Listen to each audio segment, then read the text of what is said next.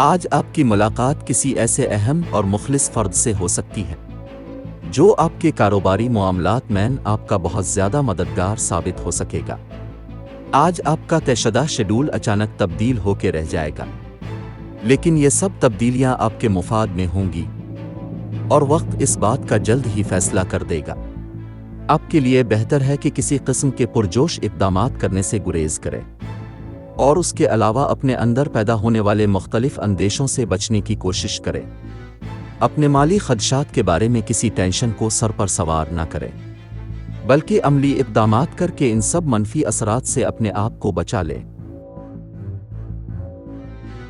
آج کے دن دوستی اور رشتہ ازدواج کے لیے موزوں افراد برج جوزہ، باقی تمام برج کے لوگوں سے احتیاط برتیں۔ آج کے دن ملازمت اور کاروبار کے لیے موزوں افراد برج عقرب، باقی تمام برج کے لوگوں سے احتیاط برتیں۔ آج کا دن آپ کے لیے کتنا لکی ثابت ہوگا؟